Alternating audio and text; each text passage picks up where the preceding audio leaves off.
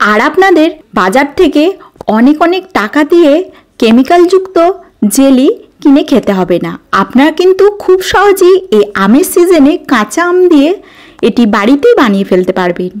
এটি কিন্তু খেতে খুবই সুস্বাদু হয়, আর এটার মধ্যে কিন্তু কোনো রকম কেমিক্যাল নেই। ওই জন্য আপনারা আপনাদের বাচ্চাদেরও এটা রুটি দিয়ে দিতে পারেন। চলুন রেসিপিটি দেখে নেওয়া যাক। এখানে আমি 4 থেকে 5টি মতো বড় সাইজের কাঁচা আম নিয়ে নিয়েছি। তারপর সেটাকে কুচো কুচো করে ছোট ছোট আকারে কেটে নিয়েছি। এবার একটি পাত্রের মধ্যে জল দিয়ে সেটির মধ্যে আমগুলোকে দিয়ে কিছুক্ষণ বয়েল করে নিয়েছি।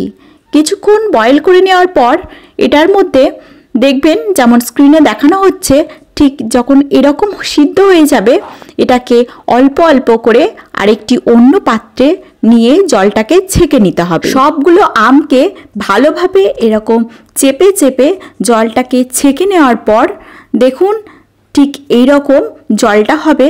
তখন এটার মধ্যে মেশাতে হবে চিনি। এখানে আমি 1 কাপ মতো চিনি ব্যবহার করেছি। আপনারা যদি টকের পরিমাণটা বেশি রাখতে চান তাহলে কিন্তু চিনির পরিমাণটা কমাতে পারেন। এবার এই জলটাকে ভালো করে ফুটিয়ে নিতে হবে। আর এখানে আমি যাতে সুন্দর একটি কালার হয় সেই জন্য সামান্য একটু ফুড কালার ব্যবহার করেছি। আপনারা চাইলে এটা স্কিপ করতেও পারেন। যেমন ভিডিওতে আমি দেখাচ্ছি ঠিক তেমন আকারে হয়ে গেলে জানতে হবে জেলিটা আমাদের হয়ে গেছে।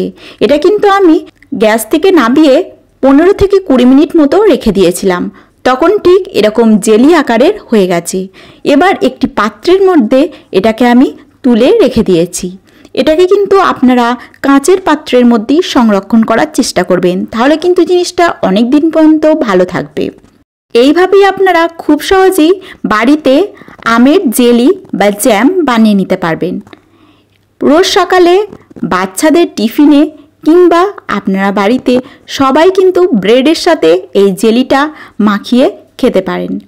ভীষণই কিন্তু টেস্টফুল হয়েছিল। আপনারা কিন্তু বাড়িতে অবশ্যই ট্রাই করে আমাকে কমেন্টে জানাবেন এটা আপনাদের কেমন লেগেছে। ফিরে আসছি নতুন কোনো ভিডিও নিয়ে। ততক্ষণের জন্য ভালো থাকবেন, সুস্থ থাকবেন। আল্লাহ হাফেজ।